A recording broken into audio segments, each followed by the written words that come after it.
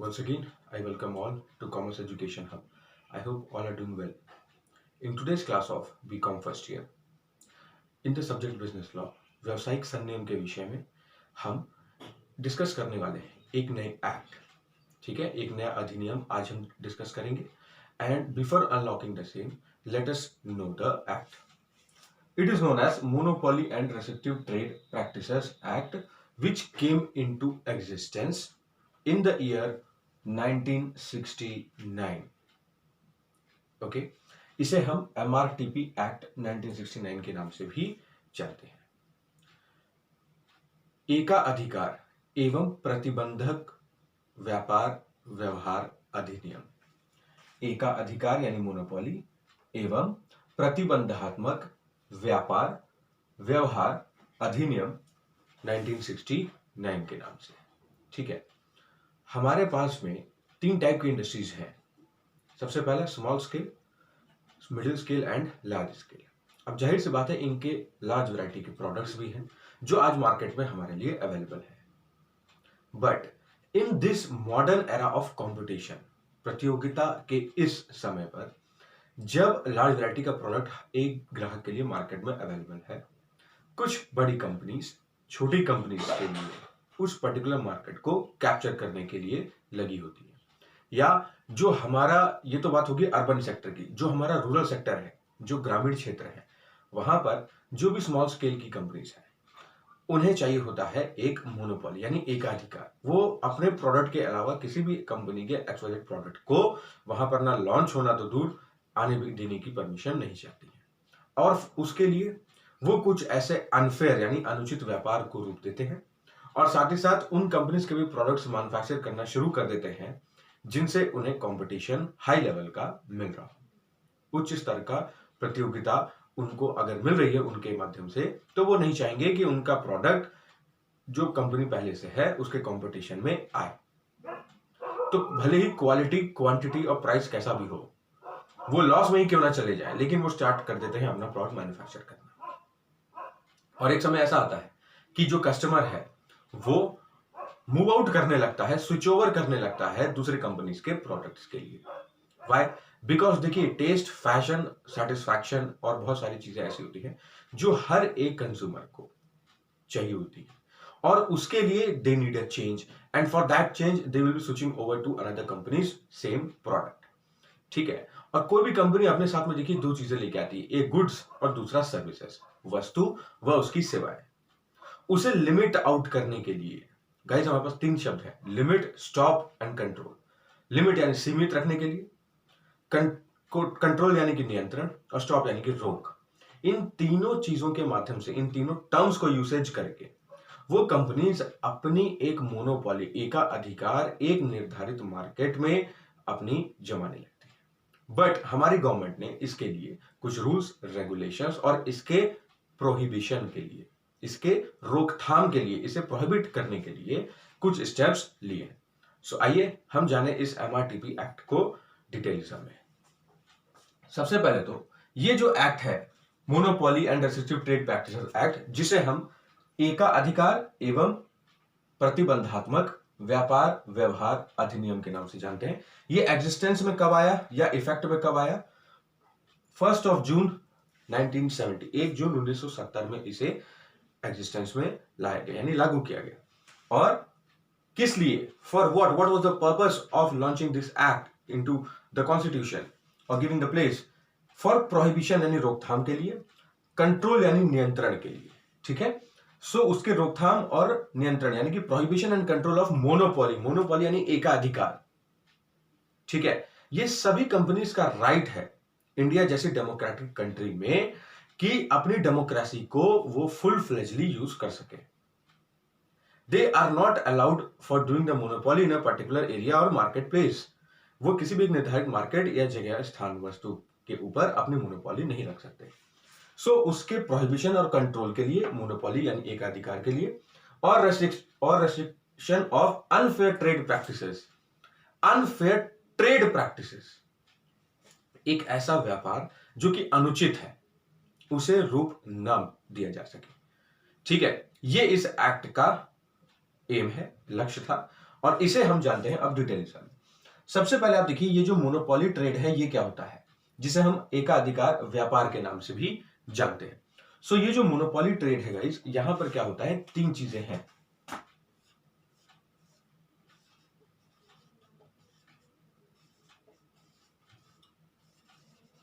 Okay, limit means आपने सीमित कर दिया, स्टॉप मींस आपने रोक दिया, और कंट्रोल मींस आपने नियंत्रित कर दिया। ओके, आप अपने कंपनी के प्रोडक्ट को, ठीक है, फॉर एग्जाम्पल सबसे ज्यादा इंडिया में होता है ये मेडिसिन और ऑयल्स के साथ में। मेडिसिन दवाइयां, ऑयल्स यानी जो भी तेल है, अब वो खाने वाला भी हो सकता है या आप कह लीजिए कि ईंधन यानी फ्यूल के रूप में भी आप यूसेज कर सकते हैं। क्या होता है, मोनोपोली ट्रेड में कोई भी एक XYZ कंपनी दूसरी ABC कंपनी या PQR कंपनी को मौका ही नहीं देना चाहती कि उसका प्रोडक्ट चाहे लार्ज वैरायटी का हो चाहे जैसा भी हो मार्केट में आ सके, और उस निर्धारित XYZ कंपनी का जो व्यापार है, जो ट्रेड वो कर रही है, वो हमेशा चलता रहे। उसके लिए वो लोग क्या करते हैं कि आप अपने प्रोडक्ट्स को जो आपने मैन्युफैक्चर किए हैं उसका इन्वेंट्री और स्टॉक ओवर कर लेते हैं और हमेशा रोक लेते हैं। मार्केट में जिस डिमांड पर आपका प्रोडक्ट मैन्युफैक्चर हुआ उस डिमांड को आप मीट नहीं करते हैं। फॉर एग्जाम्पल, आपकी डिमांड अगर 10% है तो आप मार्केट में सप्लाई करेंगे सिर्फ और सिर्फ 7%। ये जो सॉरी 3% लेफ्ट आउट है, इसे आप इसकी पूर्ति करते नहीं है, आप फुलफिल करते नहीं हो पूरा का पूरा 10%। And the reason behind not fulfilling the 10% demand is only and only to go for monopoly, अपना एकाधिकार जमाने के लिए। क्यों? क्योंकि ग्राहक को क्या होगा कि जरूरत होगी हमेशा आपके प्रोडक्ट की। अगर 7% है तो आप सिर्फ 7% ही लेकर के मार्केट में सप्लाई करेंगे। डिमांड 10% की थी, 3% आप कम सप्लाई कर रहे हैं, वाई? क्यों नहीं आप पूरा 10 का 10% करके अपना प्रॉफिट मार्जिनल कमा ले रहे हैं? बिकॉज आज अगर वो प्रोडक्ट 100 रुपए का है तो ये जो 3% डिमांड आपने अभी कंट्रोल की और अगले फाइनेंशियल ईयर में फिर आप उस डिमांड को 3% कंट्रोल कर लेंगे, यानी कि 6% हो गया। फिर आप अपने प्रोडक्ट की वैल्यू 100 से सीधे अगर 120 भी करते हैं, 105 110 ना करके 120 भी करते हैं, तो भी आपका कंज्यूमर आपका प्रोडक्ट खरीदेगा। ही और she will be purchasing the desired और स्पेसिफाइड प्रोडक्ट। व्हाई? बिकॉज आपने अपनी मोनोपोली कर ली, आपने रेस्ट्रिक्शन लगा दिया उस प्रोडक्ट की डिलीवरी पर।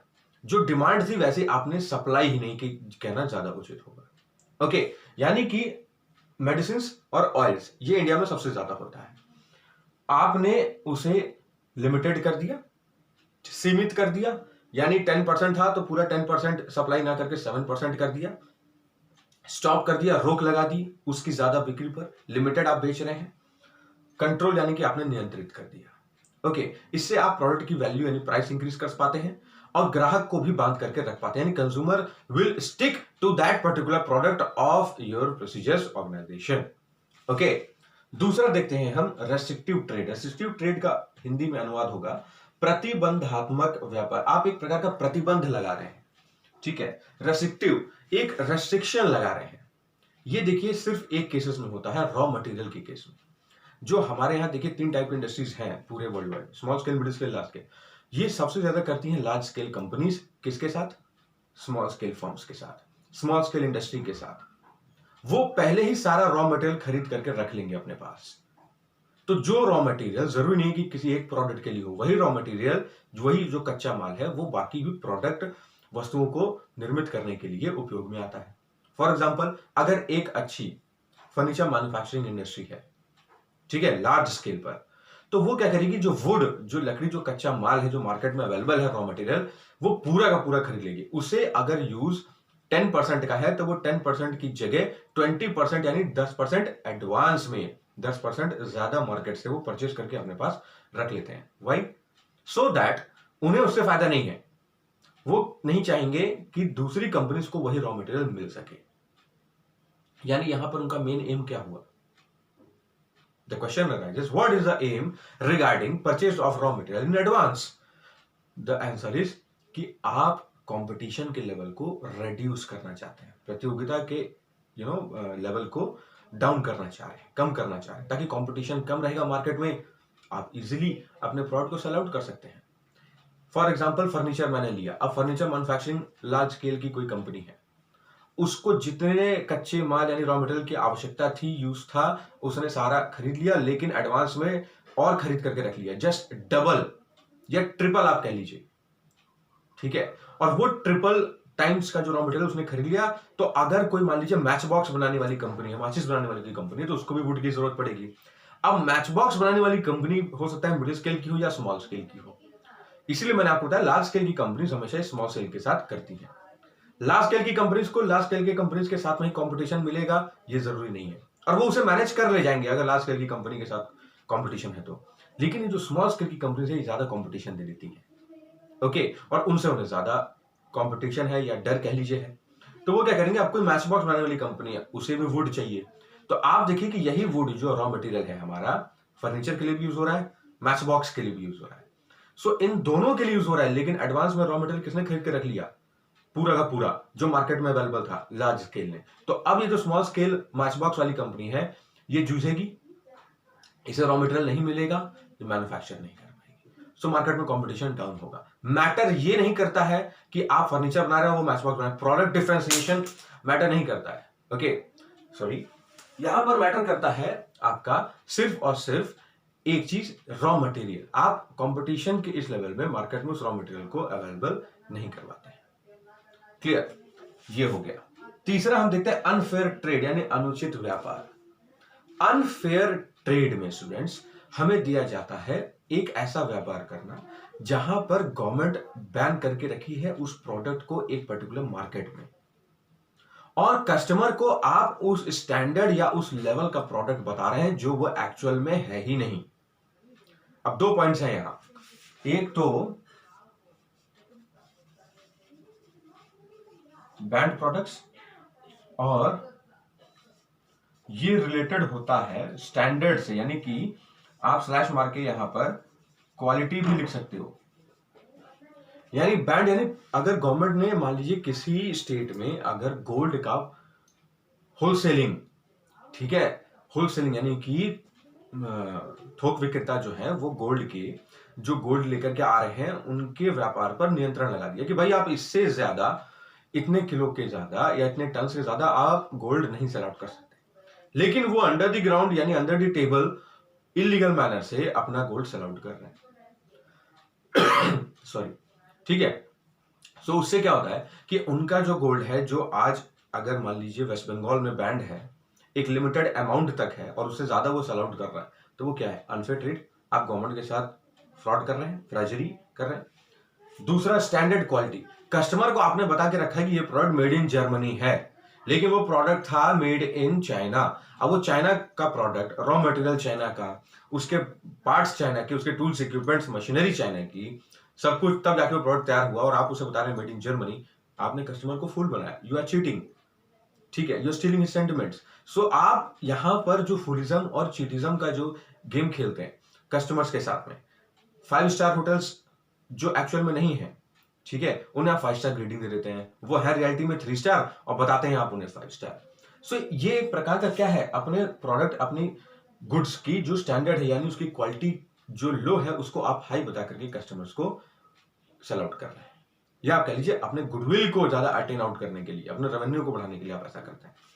सो 3 चीजें हैं यहां पर, monopoly trade, restrictive trade and unfair trade, ठीक है। सो ये था हमारा MRTP एक्ट 1969, जिसे हम एकाधिकार एवं प्रतिबंधात्मक व्यापार अधिनियम के नाम से भी जानते हैं, ठीक है। Its main aim is to prohibition and control, यानी इसकी रोकथाम और इसे कंट्रोल करने, नियंत्रित करने के लिए, किसको, मोनोपोली यानी एकाधिकार, और restriction of unfair trade practices, जो अनफेयर ट्रेड है, जो रॉन्ग है, जो हमारे अकाउंटिंग स्टैंडर्ड्स और गवर्नमेंट के स्टैंडर्ड्स को मीट आउट ना करके उसकी पॉलिसीज, नीतियां, स्कीम्स, योजनाएं, उनको आप फॉलो नहीं करते।